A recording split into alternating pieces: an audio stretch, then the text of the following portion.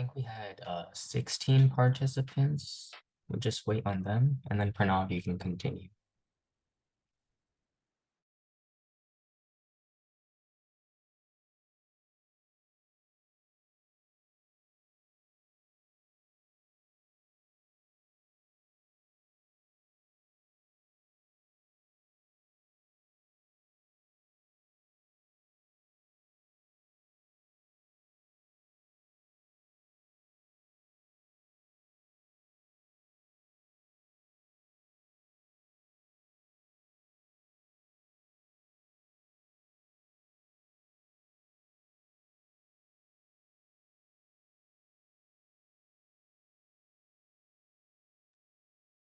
You could go ahead and start. All right, I'll just continue with what I was doing with prompting. Yeah. You have to enable my screen share. Okay, wait.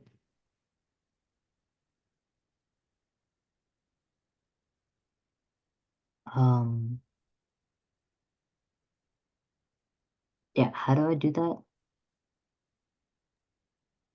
You just go to the arrow above the screen share icon. Oh yeah, okay, got it. Okay, it should be good now. Okay.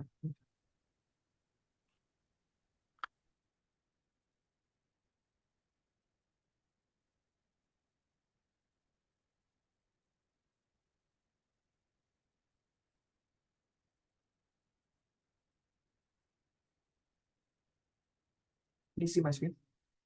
Now you see my screen. Yeah. Yeah, we can. All right.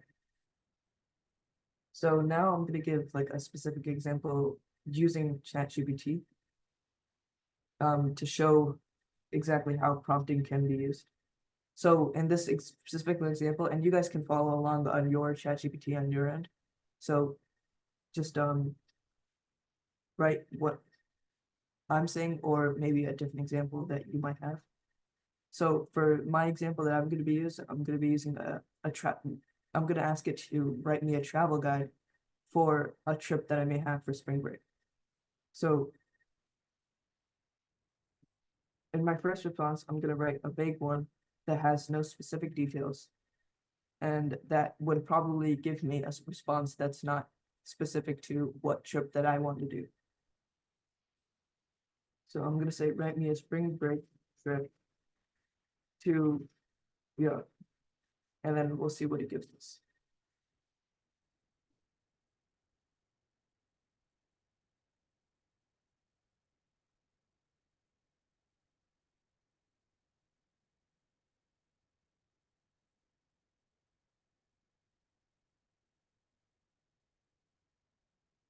All right, so with this unprompted, vague prompt, it gave me a long and undetailed information that doesn't actually specify like different places that I want to do, or activities or restaurants and things like that. So, and it gives me a 10-day thing, and maybe I might not have enough time for that. So it's not really specific for what I want for in this trip. As you can see, it gives different places, and I might not want to go to any of all of these places. I want to go to some specific place in Europe, such as Paris or London. So, and it doesn't give me what it only gives me things that it thinks that I want, but I didn't specify what I actually want. So in a better response, you might specify the amount of days, what you wanted to include in the response, such as hotels, activities, sightseeing, and restaurants.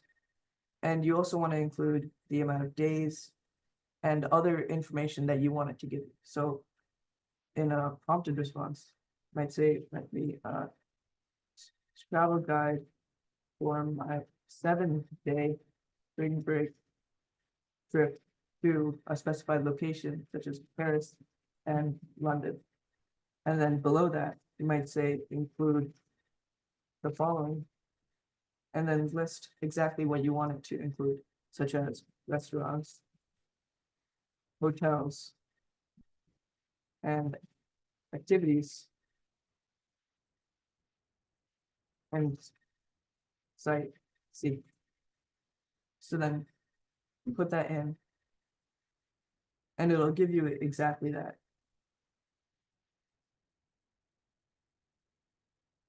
So let's just wait for it to finish giving the response.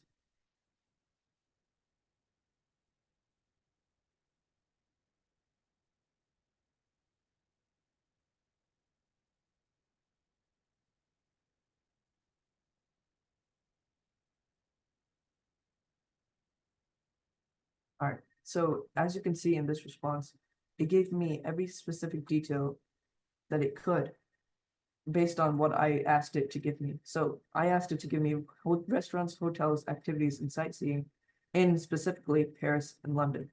And as you can see, it says Paris and eventually London.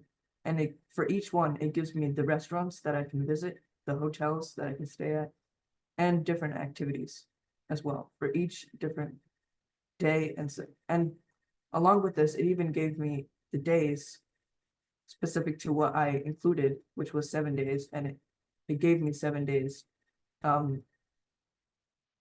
a result of my prompting, which is different from what I gave here when it gives 10 days because I didn't specify it in the prompting. So this is just a different example of how prompting is important when it comes to communicating with the AI. Now we're gonna move on to Yeah, I'll cover retrieval augmented generation. That's going to be our last topic for today. I'll go ahead and share my screen. Could you stop sharing? yeah, I'm trying to it's like I don't know, it's no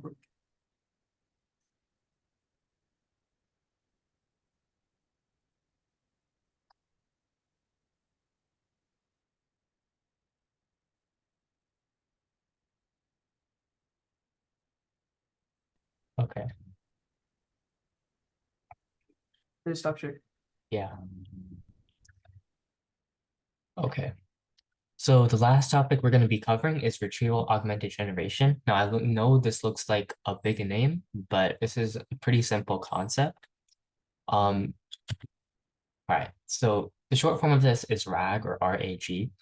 And essentially what retrieval augmented generation is giving the AI a specific database, so data that you want it to have, so that it can generate a more accurate response. Now, things like ChatGPT, right? If you don't know, ChatGPT is limited to information until 2021. So information past 2021, it can't give you any accurate information. If you ask it about a current event, it won't know. So this is where retrieval augmented generation can be useful. What you can do, right? So let's say there's some recent news about something in the real estate market, right? And that's current, right? It goes along with current industry standards, the current market, right? So normally ChatGPT wouldn't be able to give you any information based on that because it's in 2024 and it's limited to 2021. However, if you give ChatGPT the information that is current, so let's say you give it a news article by CNBC about the real estate market, and you copy that news article and paste it into ChatGPT, and you say, based on this article, and then you give it some questions, then it can give you accurate information. That's essentially what retrieval augmented generation is. So giving it information that it uses only from that specific database to give you a more accurate response.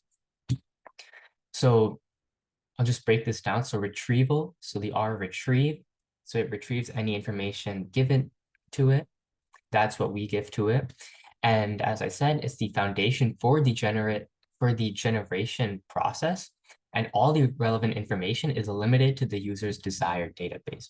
So even you can think about it, even if the information you want is available from 2021, it might not be like correct. It might not be accurate because ChatGPT is based off a whole bunch of parameters, like millions and millions of parameters. Parameters is just another way of saying information. it's based on all this information, and sometimes there can be multiple correct responses based on a scenario. So it doesn't really know. It can get the information wrong. So when you give it a limited set of data, when you give it a small set of data to go off of, it ensures that the response is exactly based on what you need. You can think about it like in school. If you're for history class, for example, right? Let's say you're given a text. That specific text that your teacher gives you might include quotes from someone. It might include different things they say or do that might not be within the AI's capability to get that specific amount of information. But once you give it that specific database, it'll be able to retrieve information like that. That's essentially what a retrieval augmented generation is. And it's crucial because it helps mitigate issues such as factual inaccuracies or coherence problems by providing stronger contextual foundation. So you're giving it a more accurate context that is going to give you information based on exactly what you want. So this is an example over here, right? So we give it the story of the three little pigs. Now everyone knows the three little pigs, but there's always different versions, right? Sometimes the wolf isn't a wolf, sometimes the pigs are different characters. It's the same idea though. What we're going to be doing is we're going to be giving it information from the three little pigs, this specific story right here, and then asking it questions based on that story. So what it's doing is we're giving it this data, and then we're asking the questions based on only that data, not what ChatGPT might know as the three little pigs. We don't want to do that. We want to use exactly what's given in this story. So if you're on these slides, you can click this link. I'll copy this link and paste it in the chat so you guys can do it yourself. So once you go on this link, you're going to be brought to this page over here. And what we're going to be doing is copying the story, right? We'll just copy and paste it into ChatGPT. So like, as you can see right over here, The Three Little Pigs was first published in 1840, but the origin of the story is believed to be much older, right? So this basically tells you that there's so many different variations of this story that we don't know which one ChatGPT will go off of. So in order to ensure it gives us the right answers, we're going to copy this one right here. Let's say this is the story we're using, right? So copy this, Control C, or copy it like this. And then you're going to go to ChatGPT, and let me just move this. And what you're going to want to do is paste the story, right? Now we're going to ask it questions about this story. So we're going to do Shift to enter. We're going to say answer the following questions about the story. And then we're going to go here. We're going to say 1. We'll just go off the questions that were on the slides. So we have, who are the main characters in this story, and a description about them in 1 sentence. So I'll do the same thing over here. Who were the main characters in the story, and provide a description about them in 1 sentence. Number 2, I think was, what was the final event in the story? And then number 3, let's see, who is the antagonist in the story? If you guys aren't sure what an antagonist is, it's just the character that opposes the main character. You probably learned it in English class. So who is the antagonist in the story? Now, even if you didn't give ChatGPT this story, it might get it right, but there's a possibility that it might not. So in order to prevent this from happening, we give it this story, so it only goes based off this story. Now, if we press enter, you can see ChatGPT gives us the main characters, the pigs and the wolf. It gives us the description. The pigs are resourceful and build houses out of different materials, and the wolf is cunning and tries to eat them. It gives us the final event, when the third little pig outsmarts the wolf. And then we have the third question, which was, who is the antagonist? Remember, this is the character, this is like the bad guy in the story. And the antagonist is obviously the wolf as he's trying to destroy the little pig's houses and eat them, right? So this is an example of retrieval augmented generation. What we did here was we took this story and then we asked questions based off the story. Okay. Now we're just going to be moving on to, this is just kind of to show you that ChatGPT isn't the only AI. I'm going to close ChatGPT for now, and I'm going to move on to something called Bing Chat. This is Bing AI. This is by Microsoft. And what we're going to be doing here, I'm going to explain what Copilot is. So Copilot is just Microsoft's AI. And in a way, Microsoft's AI is actually developed better than ChatGPT. As you can see here, it has Copilot. This is just kind of like what ChatGPT is. But then not only does it let you choose a conversation style, like more precise, you might want to use this for school, or creative. You might also want to use this for school, but something like, developing social media posts, things like that, you might want to use more creative. So it allows you to choose the conversation style, but it also lets you choose these different categories. So designer, vacation planner. Remember, we just did vacation in ChatGPT, but if you use this vacation planner here, it'll give you a more direct response without you having to specify what you want. Cooking assistant and fitness trainer. So it has all these different options, right?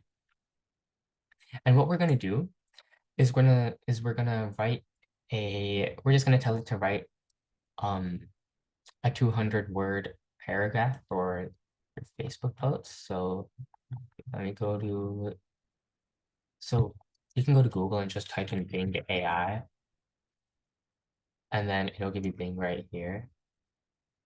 And then you can press this Copilot button right here.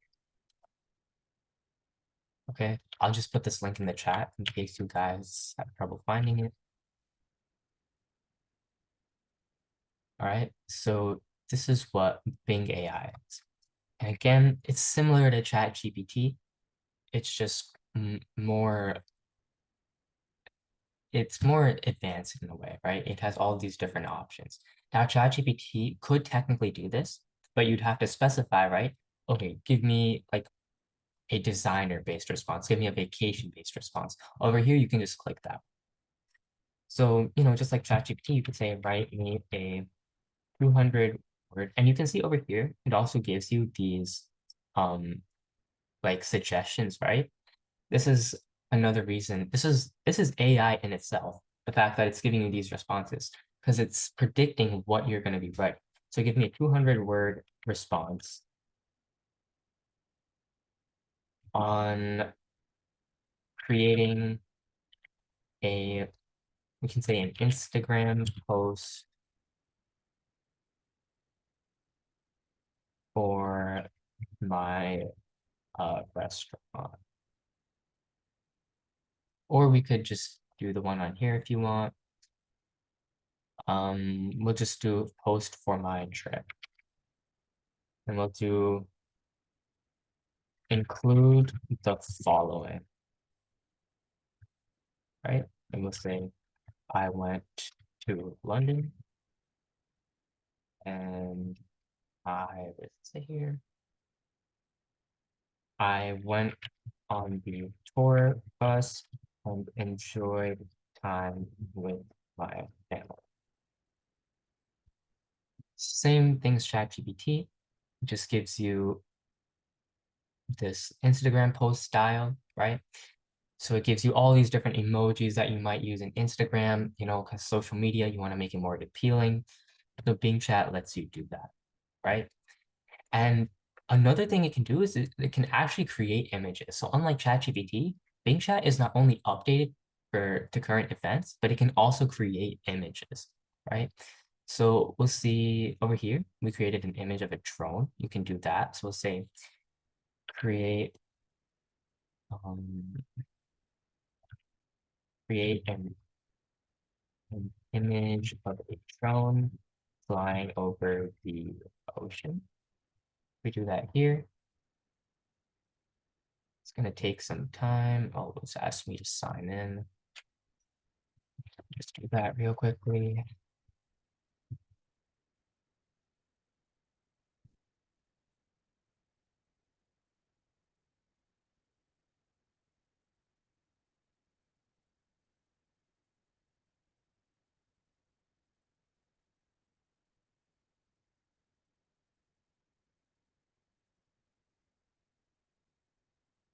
So now that I'm logged in, I can say, create me an image of a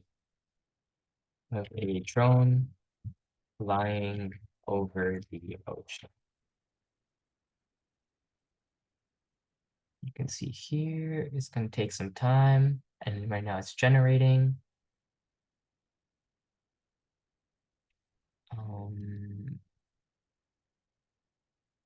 Image generation takes longer.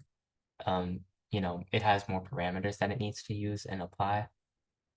It should eventually give us, okay, here. So we have all these different types of images, right? It gave us this one over here. Gave us these 4 images. You can also do whatever you want. You could say, now create mountain scenery. It's going to do the same thing. It's going to take time. It's going to create the images. And you can see over here, it says it's powered by DALL-E 3. This is just a different AI training model.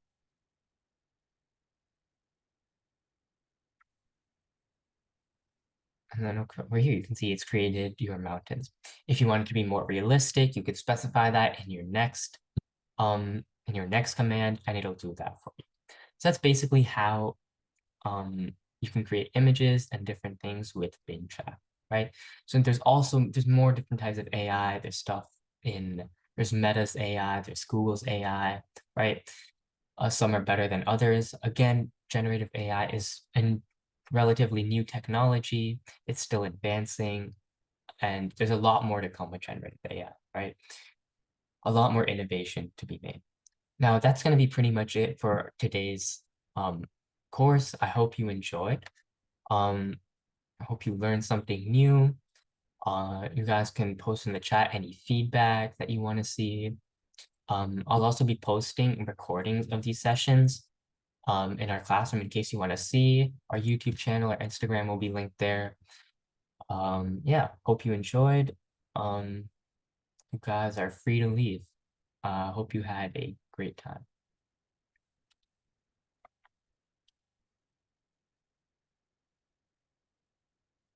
All right, yeah, no problem. Are there any books about Gen AI? There are probably books online you could pick up, maybe not any paper books because generative AI is pretty new. But there's probably some things you can find online, books about generative AI, maybe like websites and articles that can give you any information.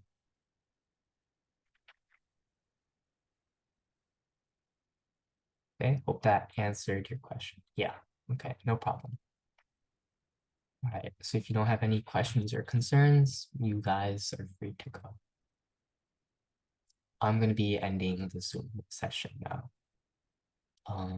Just stop recording.